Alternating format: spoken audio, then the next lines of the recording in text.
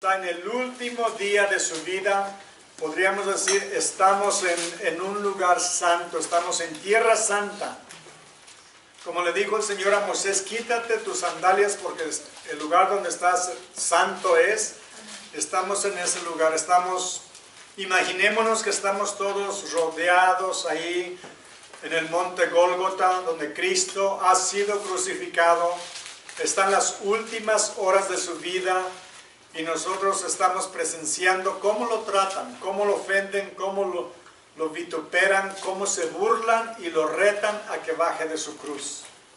El que vino a dar su vida por los pecadores, el que vino a tomar su lugar para poderlos salvar, perdonar y darles vida nueva, lo están desechando, despreciando y ridiculizando.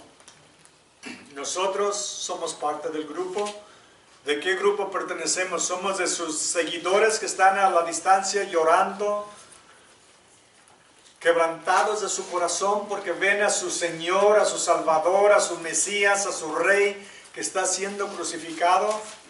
¿O somos del grupo de los que están burlándose de Él? ¿O somos de los pocos que fueron transformados estando en la presencia de Dios, como el ladrón que estaba a su lado, que le dijo, acuérdate de mí cuando vengas a tu reino? Y que el Señor le dice, hoy mismo estarás conmigo en el paraíso. ¿O somos Simón de Cirene, que cargó la cruz de Cristo? Gracias. Cargó la cruz de Cristo para ayudarle a llegar al monte Gólgota. Y fue transformado porque después vemos que sus hijos estaban sirviendo al Señor. O somos tal vez el Nicodemo o el José de Arimatea que vinieron al frente a confesar a Jesús ante el mundo, cuando tenían todo que perder. Y podríamos decir, y nada que ganar, a menos que hubieran reconocido que Jesús era el Hijo de Dios, el Salvador del mundo, con el cual se estaban identificando. Ellos no sabemos si comprendían completamente quién realmente era Jesús. Solo el ungido del Señor, el Rey de Israel que estaban crucificando, o era verdaderamente Dios en la carne, el Hijo de Dios que venía a este mundo. Estamos ahí viendo y luego vamos a leer y veamos cómo el pueblo judío y los soldados romanos están presenciando el evento más monumental, más increíble, más maravilloso de toda la historia, en que Dios, el Todopoderoso, Creador de los cielos y de la tierra, vino a este pequeñito grano en el universo. ¿Qué es la tierra en el universo? Comparado con el universo, los millones, trillones, cuatrillones de millas de años luz que hay en el universo, un puntito en el universo viene aquí a hacerse hombre, a tomar carne humana para poder morir como ser humano en nuestro lugar. Recordemos una cosa, Jesús como Dios no podía morir por nosotros, porque Dios no puede morir. Pero Jesús se hizo hombre para morir como hombre, para identificarse con nosotros y poder morir por nuestros pecados como hombre. Y tomar toda la ira, todo el castigo de Dios por el pecado sobre sí mismo, para que nosotros podamos ser perdonados de nuestros pecados y ser recibidos un día en el cielo. Vamos comenzando, versículo 32. Dice, el Cristo, el Rey de Israel, desciende ahora de la cruz para que veamos y creamos. También los que estaban crucificados con él le injuriaban.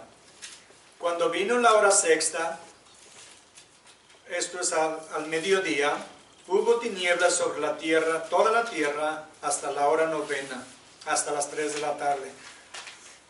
Y a la hora novena Jesús clamó a gran voz, diciendo, Eloi, Eloi, lama sabactani, que traducido es Dios mío, ¿por qué me has desamparado? De las 12 a las 3 de la tarde hubo tinieblas sobre la tierra. Y es imposible que hubiera habido un eclipse porque en este tiempo, en abril, cuando Cristo murió en la cruz, en la noche había luna llena. Era imposible que hubiera un eclipse. No fue nada natural, fue algo sobrenatural que Dios creó, que por 3 horas cubrió a su Hijo en tinieblas cuando Cristo estaba muriendo, humillado en la cruz, crucificado por nuestros pecados. No pensemos que cuando dice Dios mío, ¿por qué me has desamparado? No crean que Dios no estaba ahí. Dios estaba ahí, pero el pecado siempre trae separación entre nosotros y Dios, ¿verdad? El pecado nos separa de Dios y Cristo en ese momento estaba separado del Padre porque estaba pagando por todos nuestros pecados. Al que no conoció pecado, lo hizo pecado por nosotros, para que nosotros llegásemos a ser la gracia de Dios, la justicia de Dios, perdón, la justicia de Dios. En ese momento, Jesús, pensemos en esto, Jesús experimentó el abandono de sus amigos, la incredulidad de su familia, la traición de uno de sus discípulos, la traición de todos los líderes religiosos, fue crucificado, está sufriendo un dolor horrible, pero nunca Jesús había experimentado lo que era el pecado, porque Él nunca pecó. Pero Él se hizo pecado por nosotros para poder pagar por nuestros pecados.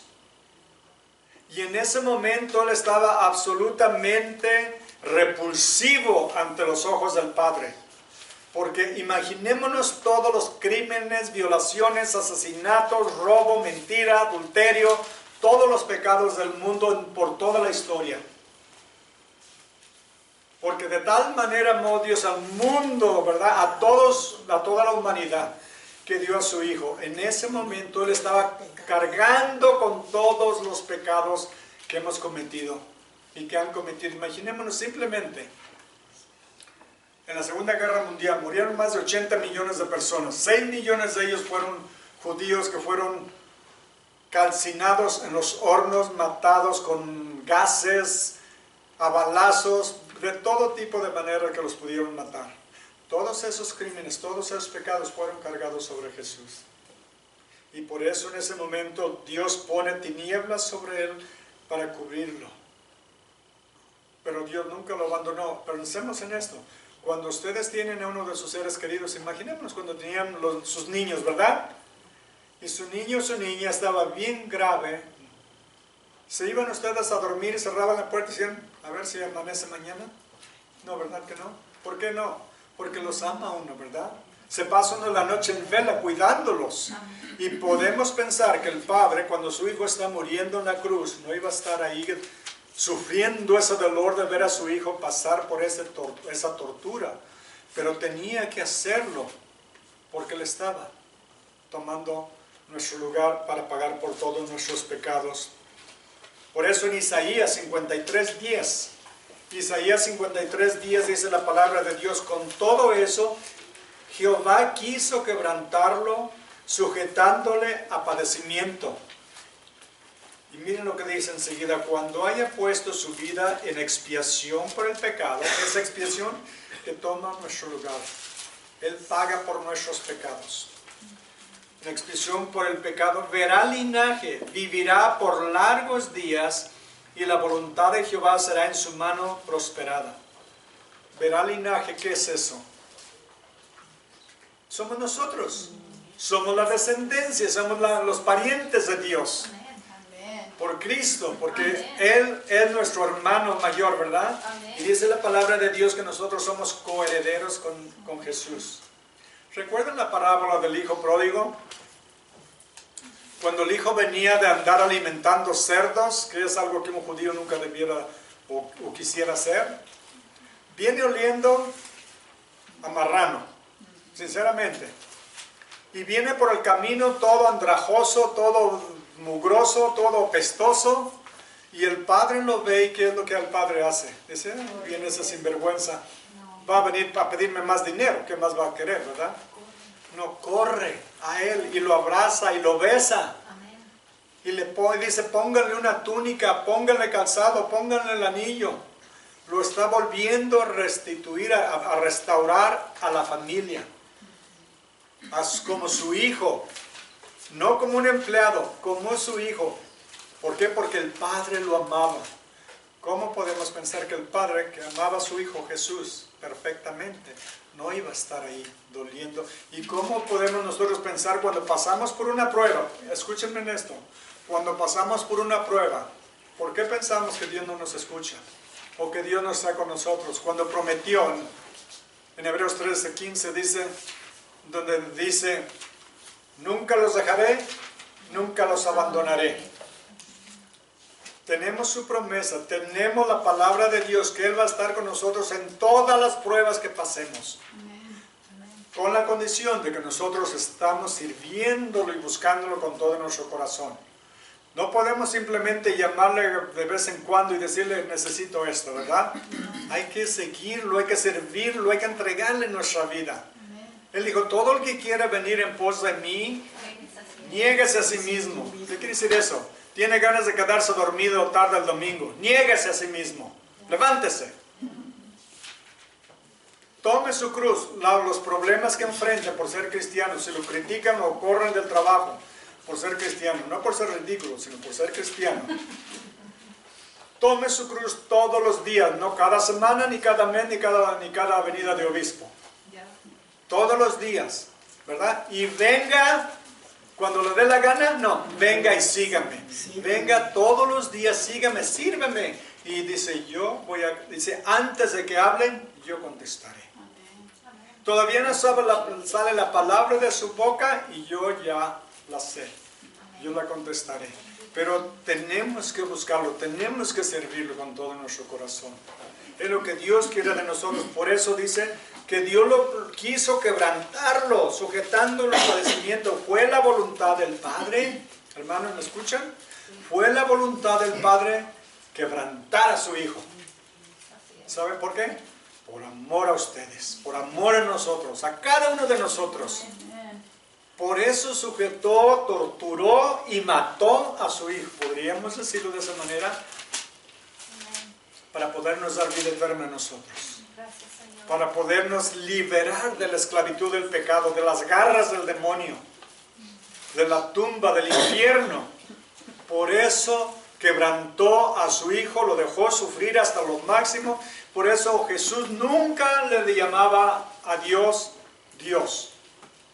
Siempre le llamaba Padre, pero en esta ocasión le dice, Dios mío, ¿por qué me has abandonado? Y cuando dice Dios mío, está haciendo doble énfasis. ¿Recuerdan a Simón? Le dijo el Señor, Simón, Simón, diciendo, escúchame.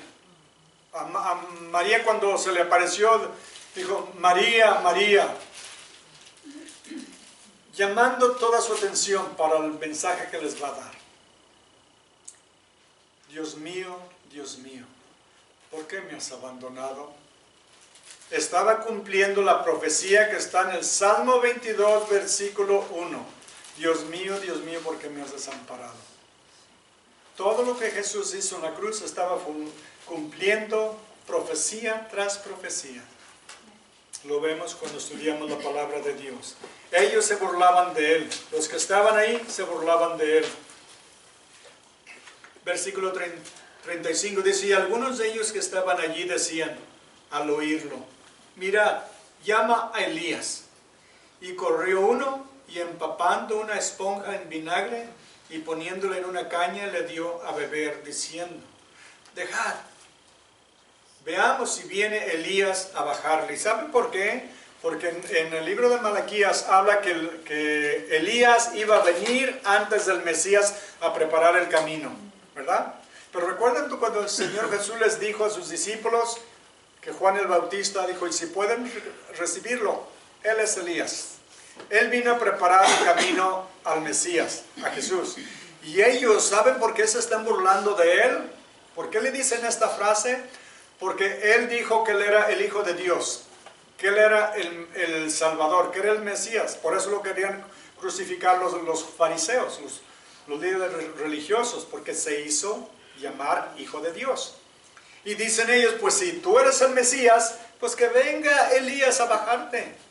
Porque supuestamente él va a venir a ayudarte. Pues a ver que venga, a que te baje de la cruz. Bájate tú de la cruz. Y como diciendo, y si no puedes, que te baje Elías. Dicen seguida, dice que decían, déjenlo. A ver si viene Elías a bajarle. Mas Jesús, dando una gran voz, expiró. Déjenme decirles, la crucifixión está considerada como la más cruel y torturosa muerte que puede existir. Porque primeramente, ser crucificado, colgado en un madero, en una cruz, y dejado ahí por días, noches y días, había quienes, los que estaban fuertes físicamente, podían estar en la cruz colgando por 5 o 6 días, hasta que morían de asfixia, de sed y de hambre, y de las torturas que habían recibido.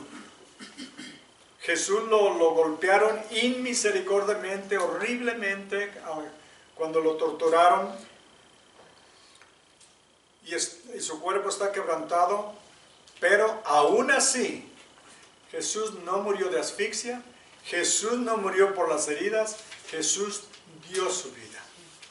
Por eso dice que lo hizo a gran voz, quiere decir que todavía tenía fuerzas.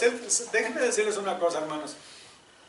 Es increíble pensar en esto, que el Dios que creó los cielos y la tierra, todo lo que existe, el universo o universos que existan, estaba muriendo como un hombre. No como Dios, les dije, como hombre. Porque Dios no puede morir, pero Él como hombre sí. Él estaba dando su vida. Nadie se la quitó. Dijo, nadie me quita mi vida, yo la pongo por mí mismo. En Juan 15:13. Juan 15:13.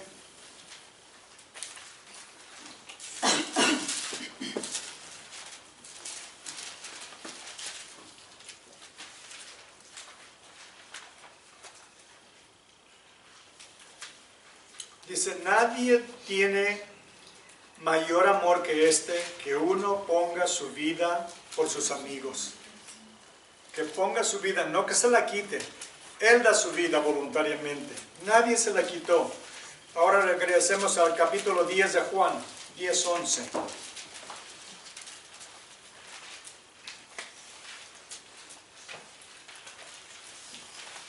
Si yo soy el buen pastor, el buen pastor da su vida por las ovejas. ¿Ven? Él da su vida, nadie se la quita. 17 y 18 dice, por eso me ama el Padre, porque yo pongo mi vida para volverla a tomar. ¿Quién puede dar su vida y volverla a tomar? ¿Solo Él? ¿Solo Cristo? ¿Ven lo que les está diciendo? ¿Qué tal si no lo hubiera cumplido? Pues hubiera sido considerado y probado que era falso, ¿verdad? Que era un falso Mesías. Pero Él dio su vida y resucitó el tercer día, comprobando claramente que Él era quien decía ser el Hijo de Dios, el Todopoderoso. Versículo 18 dice, nadie me la quita, sino que yo de mí mismo la pongo. Tengo poder para ponerla y tengo poder para volverla a tomar. Claramente les está diciendo, yo soy Dios. Amén. Y solamente Dios habla del futuro y lo cumple. Amén. Y claramente lo vemos aquí. Es lo que está haciendo, lo está haciendo por nosotros. Ahora pensemos una cosa. ¿Qué tal si Jesús no hubiera querido ir a la cruz? Si no hubiera querido ir a la cruz, o si se hubiera bajado de la cruz, como lo retaron. ¿Saben qué? Todos estaríamos condenados al infierno por toda la eternidad. No habría esperanza para ninguno de nosotros. Porque la Biblia dice que por todos hemos pecado y hemos quedado destituidos de la gracia de Dios, ¿verdad? Todos somos pecadores. Y si Él no hubiera pagado por nuestros pecados, no hubiéramos recibido el perdón. El sacrificio que Él hizo fue para enseñarnos cuánto nos ama. Si tenemos una duda de cuánto Dios nos ama, solamente miramos a la cruz. Y vemos el sacrificio que Él estuvo dispuesto a hacer, dando su vida voluntariamente. Lo acabamos de leer, nadie se la quitó, Él la dio voluntariamente por nosotros.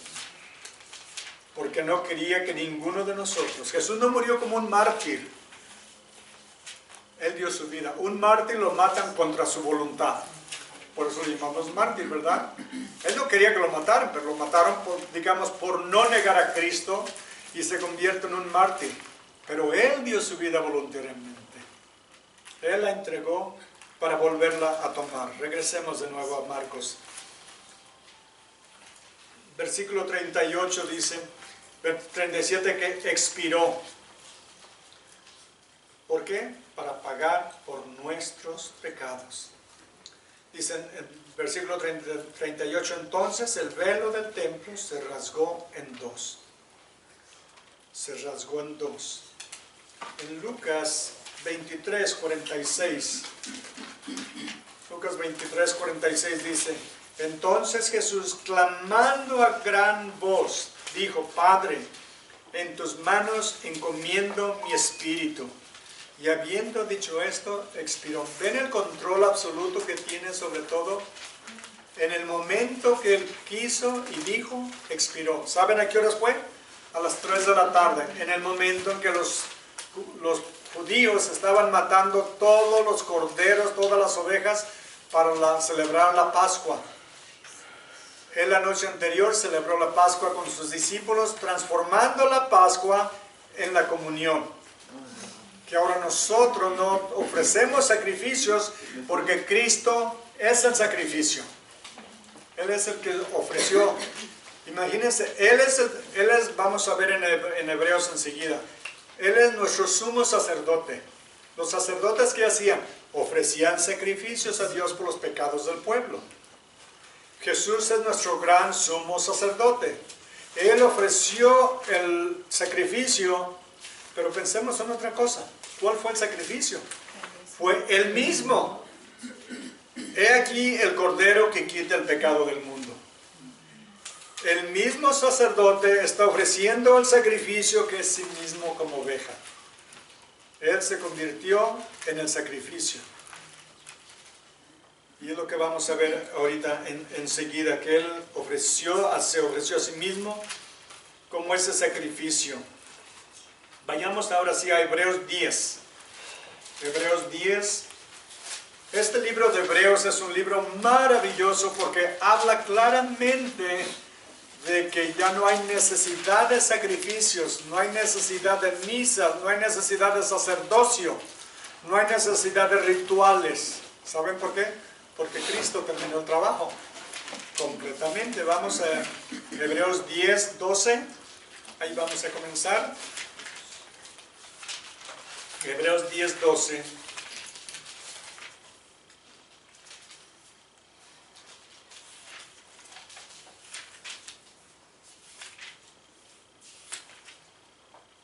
Mientras lo encuentran, les leo Gálatas 3, 13. Dice, Cristo nos redimió de la maldición de la ley, hecho por nosotros maldición, porque escrito está, maldito todo el que es colgado en un madero. ¿Se dan cuenta que Cristo fue maldito? Fue despreciado por el pueblo, pero ¿por qué lo hizo? Para redimirnos de la maldición. ¿Por qué de la ley? Porque la ley nos enseña en qué pecamos, cuánto pecamos, cómo pecamos. La ley no salva a nadie, la ley solamente es como una lámpara que ilumina lo que existe. Y nos enseña qué tan pecadores somos y cuánto necesitamos a Jesús, cuánto necesitamos un Salvador. Ahora en Hebreos, ¿ya llegaron ahí todos? Hebreos 10, 12, dice, pero Cristo, habiendo ofrecido una vez para siempre un solo sacrificio por los pecados, se ha sentado a la diestra de Dios. Se ha sentado a la diestra de Dios. ¿Qué es lo que vimos antes acá? Donde dice en el versículo 38, se los leo, no se me vayan de Hebreos. Dice en el versículo 38, entonces el velo del templo se rasgó en dos de arriba abajo. Ahora en Hebreos vemos por qué. Porque aquí nos dice que Cristo, habiendo ofrecido una vez un sacrificio para siempre, por los pecados se ha sentado a la diestra de Dios. Déjenme decirles, en el templo Y antes en el tabernáculo, antes que entraran a la tierra prometida, en el desierto tenían un tabernáculo. Y tenía el lugar santo y el lugar santísimo. En el templo era de igual manera, había una cortina gruesa, grande, para entrar al lugar santo, que solamente los sacerdotes podían entrar ahí.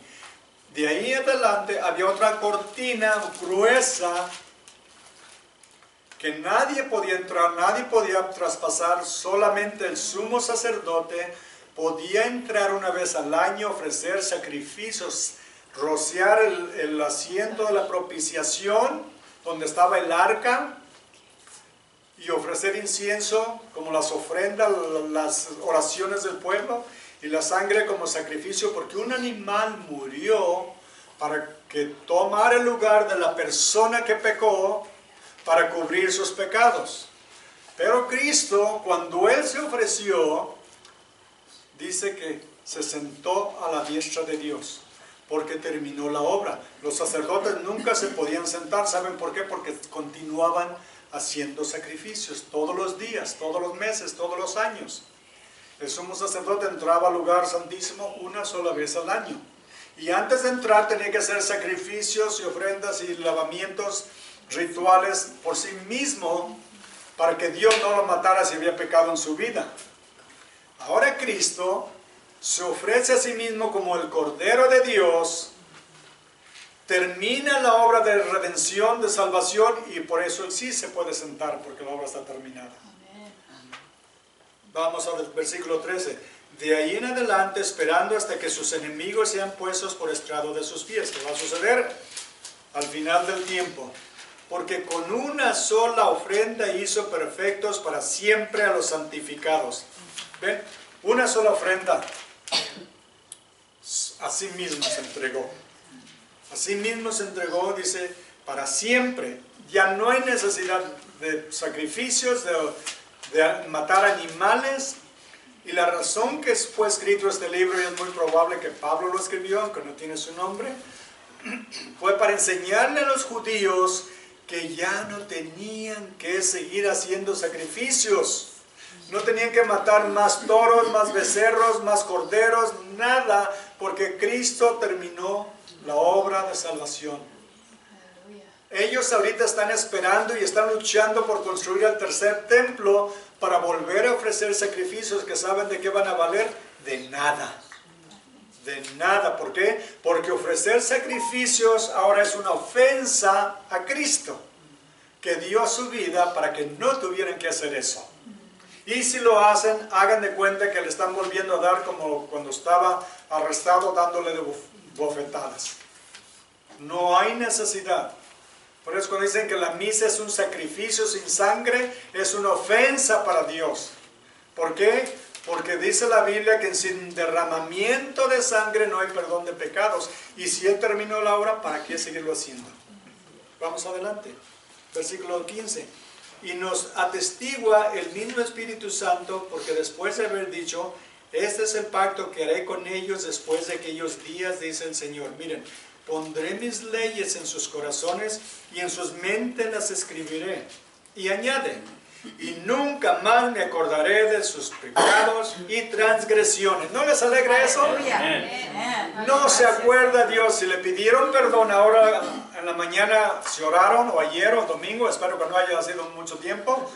En el momento en que le pedimos perdón a Dios, Él borra todos nuestros pecados y ya no se vuelve a acordar de ellos. Y no crean que es como yo, que tiene mala memoria. Es que no quiere recordarlos. Esa es la diferencia.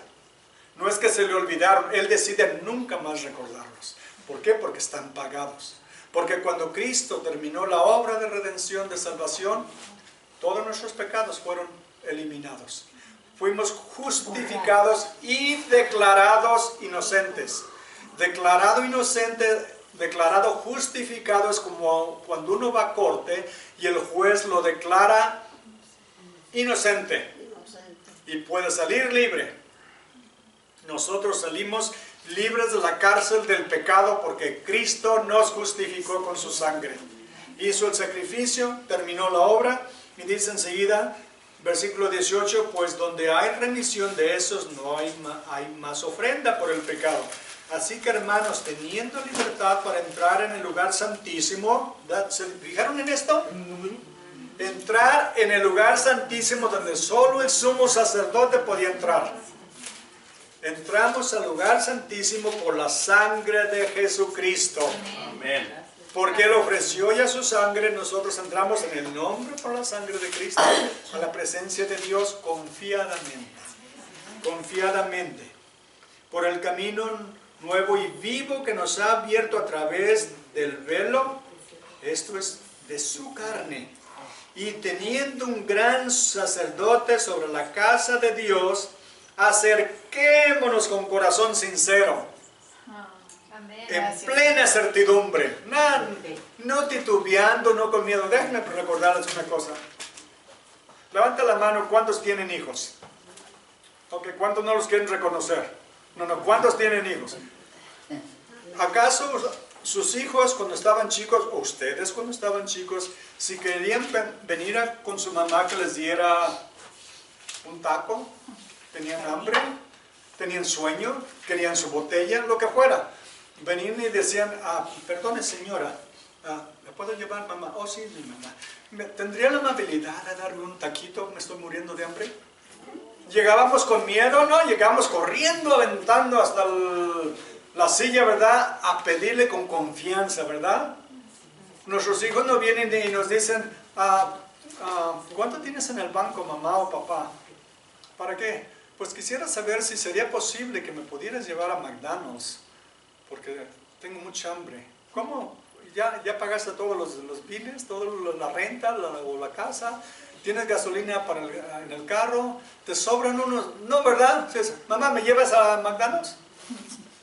O como decía mi sobrino, mamá, te dejo elegir, ¿me llevas a McDonald's o a Burger King? Seguro, buen comerciante, ¿verdad? Llegamos con confianza, ¿verdad? Y es lo que Dios nos invita a venir ante Él en el nombre de Cristo, entrar confiadamente, dice, en plena certidumbre de fe, purificados los corazones de mala conciencia, lavados los cuerpos con agua pura. Mantengámonos firmes, sin fluctuar, sin titubear, la profesión de nuestra esperanza, porque fiel es el que prometió. ¿Ven? Aquí claramente nos dice, no hay necesidad de sacrificios. No crean que las mandas ayudan. No crean que dicen, Señor, voy a ayunar por 30 días para que me perdones. No, nos moriremos de hambre de balde, ¿verdad? No hay necesidad de sacrificios. Cristo lo terminó todo. Regresemos a Marcos.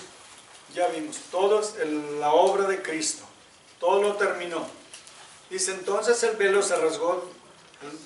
El velo del templo se rasgó en dos de arriba abajo. Y, ¿qué dice enseguida?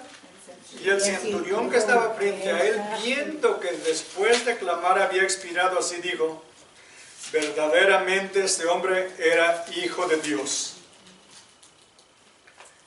Él es otro que fue transformado. Porque la frase que usa en el hebreo significa, en el griego, perdón, significa que cuando dice esto confiesa con fe que este verdaderamente era el Hijo de Dios. Recordemos, el centurión era un hombre era un sargento mayor, una posición alta de oficial en el ejército. Había estado en guerras, había estado en batallas. Él sabía lo que era el dolor, la batalla, y sin embargo había visto a muchos morir, pero nunca había visto a alguien morir como Jesús. Él oyó cuando Jesús dijo, Padre, perdónalos porque no saben lo que hacen. Al que estaba burlándose de él, los dos ladrones o criminales, dijo, hoy estarás conmigo en el paraíso. Ahí hijo, ahí tu madre, allá tu hijo. Todo lo que el Señor dijo, tengo sed, terminado es, en tus manos encomiendo mi espíritu. Él estaba escuchando todo eso, él estaba viendo todo eso, él estaba encargado de la crucifixión de los tres, con sus soldados ahí. Y cuando vio a Jesús expirar y cómo lo hizo, dijo verdaderamente, este era el Hijo de Dios.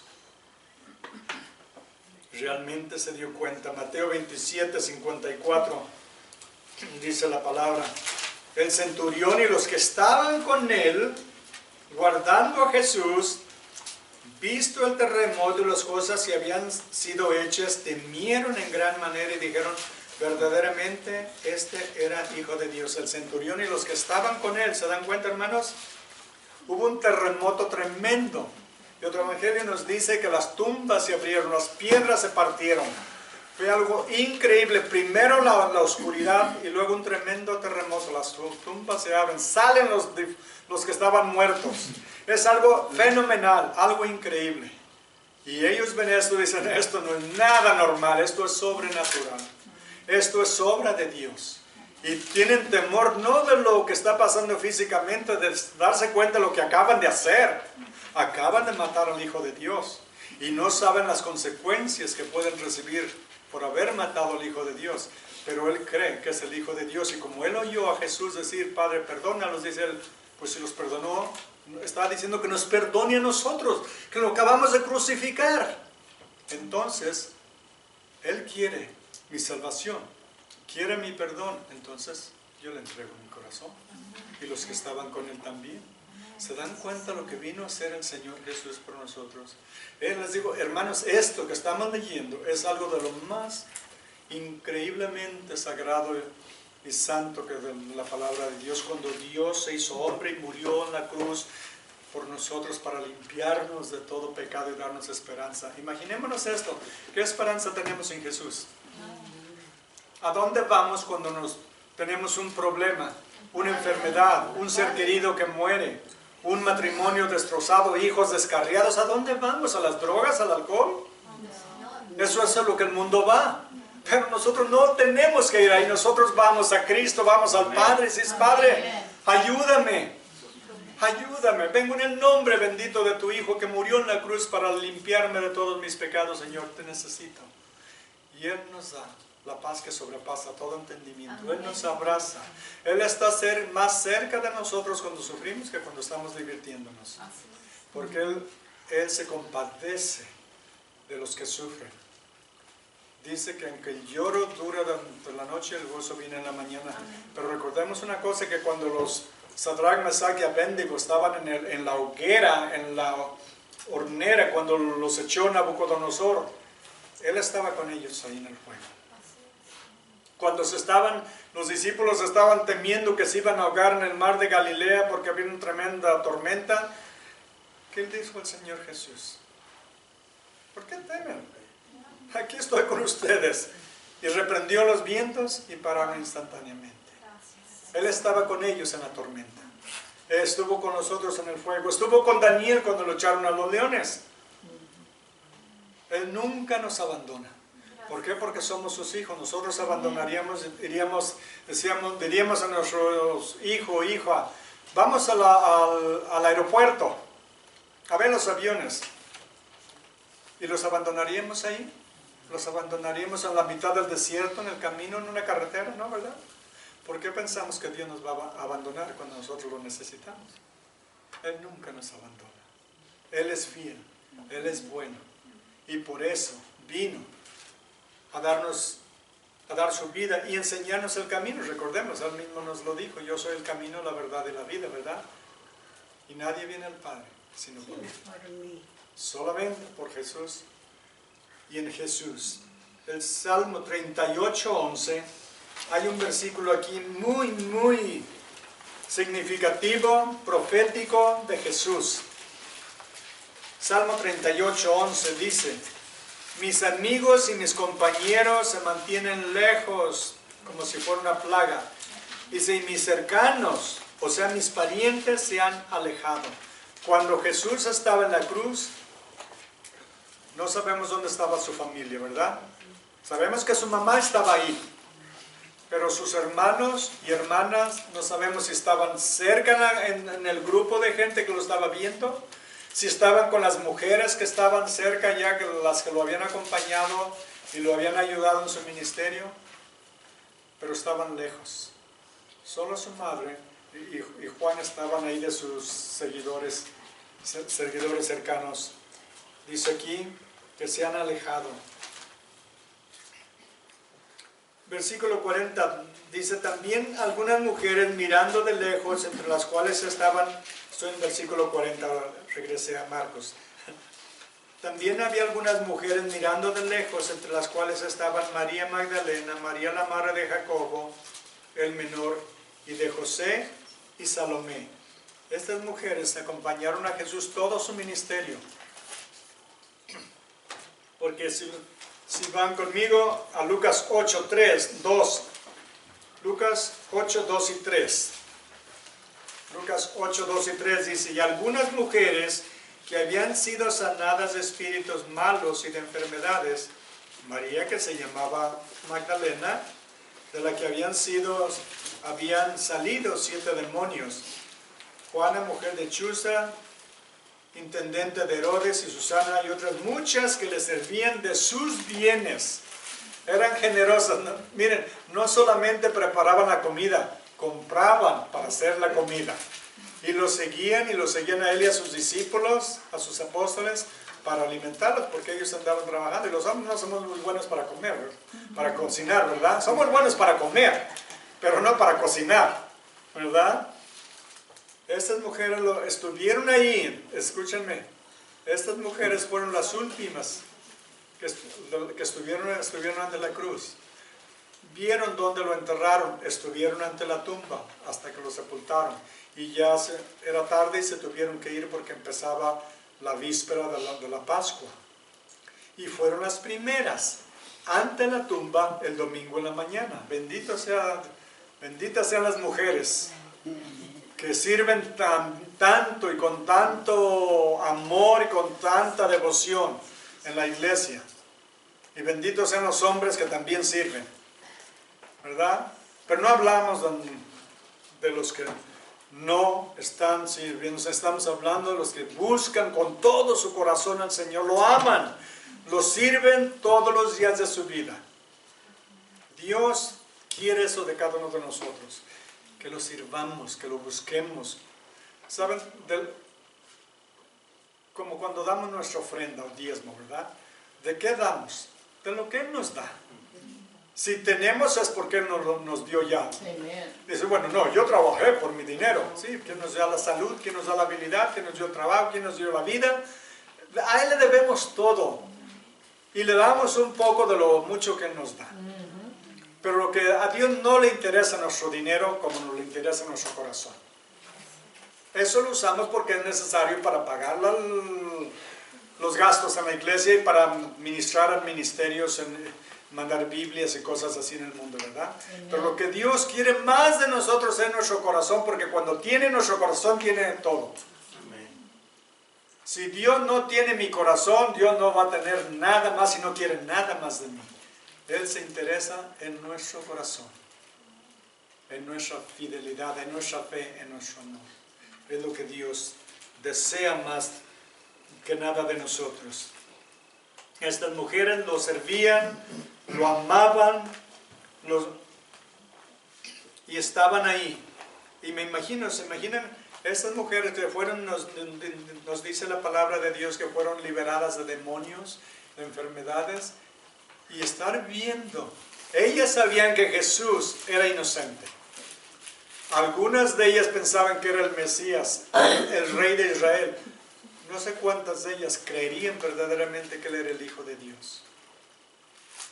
No todos, porque pocas estaban el domingo en la mañana ante la tumba, ¿verdad? Todo el mundo esperaba en Israel, esperaban al Mesías, el descendiente de David que iba a reinar en el trono en Jerusalén. Pero no todo el mundo creía que ese iba a ser Hijo de Dios. Pero imagínense estas mujeres que lo sirvieron con tanta devoción, con tanto amor, y estos hombres que lo sirvieron también, como vamos a ver a Nicodemo y a José de Arimatea. ¿Cuándo resucitó el Señor Jesús? Y Él solamente se apareció a sus seguidores, a creyentes, a cristianos. A ningún inconverso se apareció. ¿No hubiera sido maravilloso que hubiera ido y hubiera llegado al palacio de Poncio Pilato, se le hubiera tocado en el hombre? Hey, Pilato, mira quién viene a visitarte, O mira quién está aquí. No, a ninguno de ellos, a nadie, a ningún fariseo, a ninguno le dio ese gusto, solo a sus seguidores. Imagínense los que lo sirvieron con tanto amor y devoción, de pronto darse cuenta, es mucho más de lo que yo esperaba. Yo pensaba que era el rey, yo pensaba que era el ungido del Señor, el Mesías que iba a venir, pero es Dios al que yo estaba sirviendo. ¿Se dan cuenta qué alegría, qué gozo de haberlo servido y de pronto ver que Él viene ahora a servirnos a nosotros? Que dio su vida por nosotros, intercede por nosotros, ora por nosotros constantemente. ¿No es maravilloso? Amén. Y nosotros se nos hace mucho darle 1, 2 o 3 horas por semana a veces, o levantarnos a orar, o quedarnos un poquito más tarde a orar o a leer nuestra Biblia. Él quiere nuestro corazón más que nada, quiere nuestra devoción, quiere nuestra lealtad. Si no estamos dispuestos a dársela es que no conocemos realmente a Jesús y no apreciamos lo que hizo en la cruz por nosotros. ¿Se da cuenta? Si no lo servimos con todo nuestro corazón y lo buscamos y cada que esté la puerta abierta decimos yo quiero estar adorando y glorificando al que dio su vida por mí. Yo quiero servir al que se entregó por mis pecados y me lavó de todo con su sangre. ¿Estamos dispuestos a seguirlo hasta el fin?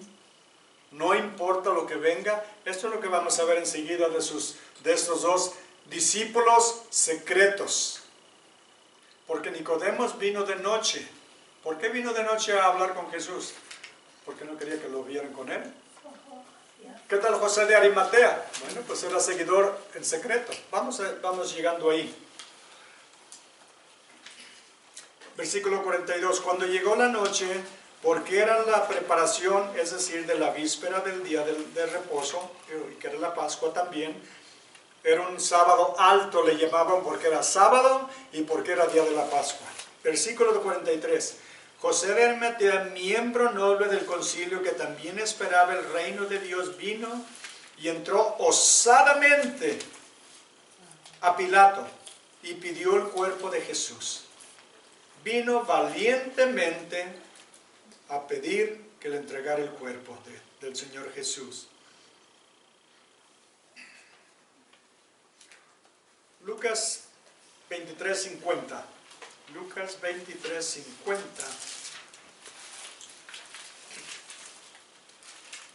Dice, había un varón llamado José de Arimatea, ciudad de Judea, que era en el sur de Israel, el cual era miembro del concilio, varón bueno y justo.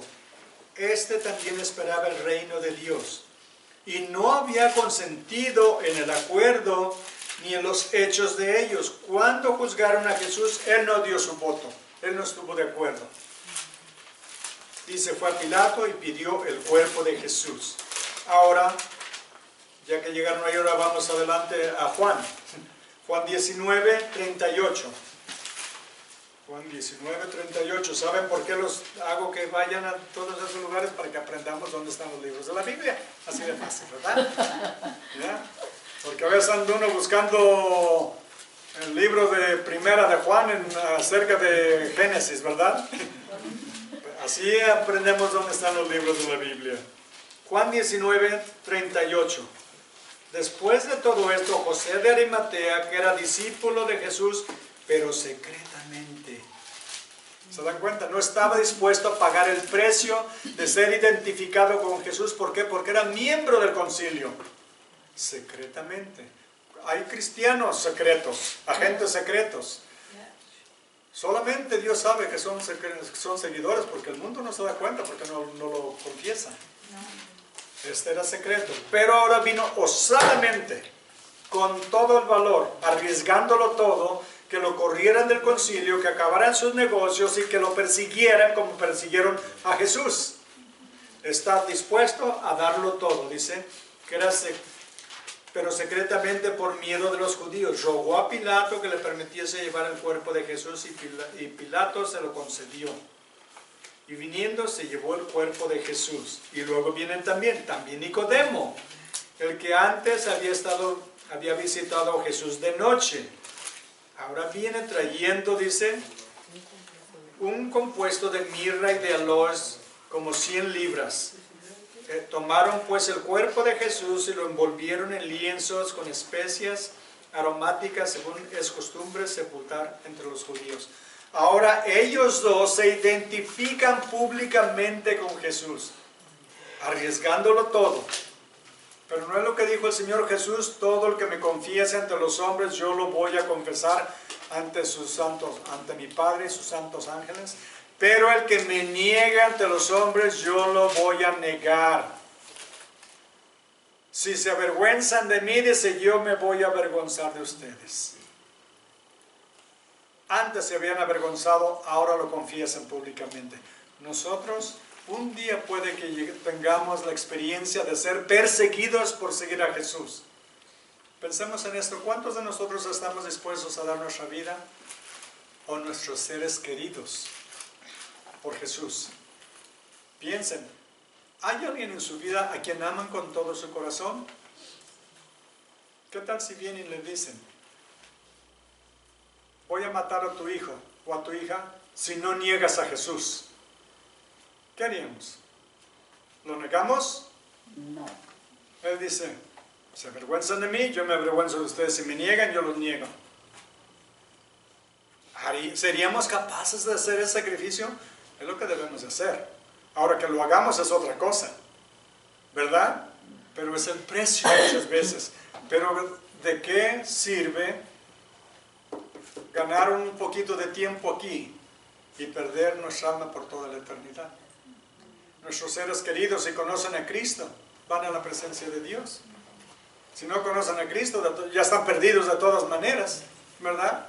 Ya están perdidos de todas maneras. Pero ellos confesaron a Jesús. Dice, regresemos a Marcos, dice que osadamente vino a Pilato y pidió el cuerpo de Jesús. Versículo 44, Pilato se sorprendió de que ya hubiese muerto, y haciendo venir al centurión le preguntó si ya estaba muerto. E informado por el centurión, dio el cuerpo a José. Dio el cuerpo a José de Arimatea para que lo sepultara. En 1 de Pedro 4:14, rápido se los leo, dice: si sois vituperados o maltratados o maldecidos por el nombre de Cristo, sois bienvenidos, porque el glorioso Espíritu de Dios reposa sobre vosotros. Ciertamente de parte de ellos Él es blasfemado, pero por vosotros es glorificado. Somos bienaventurados si nos maltratan por seguir a Jesús. Ellos recibieron, no sabemos cuánto los maltrataron, si los expulsaron del concilio, tuvo que haber consecuencias. Pero imagínense la ganancia de ver a Cristo resucitado y saber que lo honraron, no dejaron su cuerpo colgando en la cruz, no lo tiraron como, según historiadores, leía que el monte de Gólgota, que quiere decir calavera, que había calaveras por todos lados. No sé, la Biblia no dice, les digo, es según la historia, de tantos que crucificaban. Y le llaman calavera también porque había muchas calaveras tiradas, o porque el monte Gólgota tiene la figura de una calavera. Ahí los sepultaron, y abajo de la colina los sepultaron. Rápidamente, porque murió a las 3 de la tarde, al meterse el sol, en ese tiempo como a las 6 de la tarde, algunos calculan que era como a las 6 de la tarde, solamente tenían 3 horas para ir a pedir el cuerpo de Jesús, preparar el cuerpo, preparar la tumba, todo, ponerlo en la tumba, sellar la tumba, todo antes que el sol se metiera. Andaban a la carrera, todo lo tenían ya preparado. ¿Saben por qué? Porque ellos vieron cuando juzgaron a Jesús en la mañana y lo condenaron a la muerte, a la crucifixión, y sabían que rápidamente tenían que moverse y preparar todo de antemano para cuando expirara en la cruz, tener tiempo de sepultarlo y darle honrosamente su sepultura. Y es lo que hicieron. Dice el versículo 46, el cual compró una sábana y quitándolo, lo envolvió en la sábana y lo puso en un sepulcro que estaba cavado en una peña, e hizo rodar una piedra a la entrada del sepulcro. Y miren, y María Magdalena y María, madre de José, miraban dónde lo ponían. Estuvimos ahí hace un mes. Y realmente es un lugar maravilloso. El huerto, el jardín de la tumba es un lugar, se siente la presencia de Dios.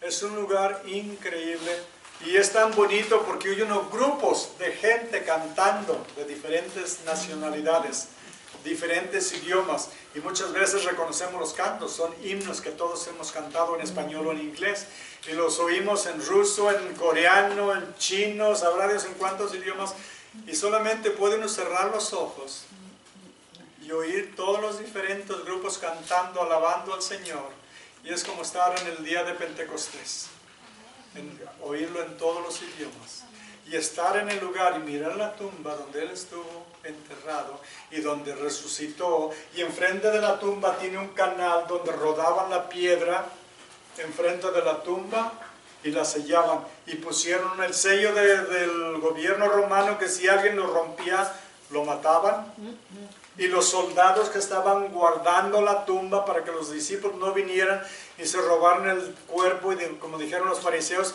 y dijeran que había resucitado la tumba, todo perfectamente encaja, perfectamente. ¿Por qué? Porque todo fue planeado por Dios, y Él estuvo en control absoluto de todo, porque recordemos una cosa, Él murió como hombre, pero nunca dejó de ser Dios, y como Dios Él tenía control absoluto de todo el universo, de todo el cielo, como es Dios, y Él estaba permitiendo, orquestando, dirigiendo todos los eventos, incluyendo cuando expiró y envió su espíritu al Padre. Entregó su espíritu y dijo, terminado es. Y 3 días después dijo, tengo poder para poner mi vida y tengo poder para volverla a tomar. 3 días después, en la mañana, al amanecer, en la madrugada, salió de la tumba. Y ahora está sentado a la diestra de Dios, interviniendo, orando por nosotros día y noche. Y cuando nosotros expiremos aquí, entreguemos nuestra alma, la entregamos al Señor y decimos, Señor, en tus manos encomiendo mi espíritu. Y en el momento en que cerramos los ojos aquí, los abremos allá. Damos el último respiro aquí y damos el primero allá, en nuestra nueva casa, en la presencia de Dios. ¿No es maravilloso lo que Él vino a hacer por nosotros? Y por eso cuando leemos esta historia, le digo, hermanos, estamos en un lugar sagrado. En las Escrituras es el momento más dramático, climático de toda la palabra de Dios de la Biblia, cuando Él da su vida por nosotros. Pero vamos a ver otro enseguida, la próxima semana, cuando continuemos en esto, en este libro, el momento glorioso de la resurrección. Maravilloso, maravilloso. Continuaremos en 2 semanas. La próxima semana no vamos a estar aquí, vamos a una conferencia. Va a venir el pastor Emorio y su esposa a dar el mensaje. Pero vengan, porque Él también trae la palabra de Dios. Aquí solamente enseñamos, estudiamos la palabra de Dios. No lo que el hombre piensa, no lo que el hombre quiere, sino lo que dice Dios. Amén. Amén. Que Dios los bendiga y vamos a darle la honra y la gloria. Padre bendito, lo adoramos y lo glorificamos con todo el corazón. Le agradecemos infinitamente, Señor, su sacrificio, el derramamiento de su sangre bendita, esa sangre que la tierra absorbió, pero esa sangre que nos limpió de todo pecado. Gracias, Señor, por amarnos tanto. Gracias, Señor, por su sacrificio. Pido, Padre Santo, la bendición sobre cada uno de mis hermanos y hermanas que están aquí, por sus familias, por sus seres queridos, especialmente si todavía no han venido a sus pies. ¿De qué sirve el hombre si gana todo el mundo, pero si pierde su propia alma? ¿Qué puede dar a cambio de su alma? Por eso pedimos y oramos, Señor, que los salve, que los traiga el arrepentimiento y les dé la salvación. Y pido su bendición sobre cada uno de mis hermanos que están aquí, que los dirija, los acompañe, los fortalezca y también los anime, Señor, a seguirlo con todo su corazón, todos los días de su vida, para que reciban esas hermosas palabras cuando lleguen.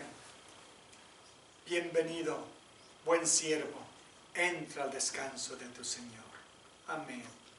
Amén. Dios los bendiga. Si alguien desea oración, por favor, hermanos, vengan para orar.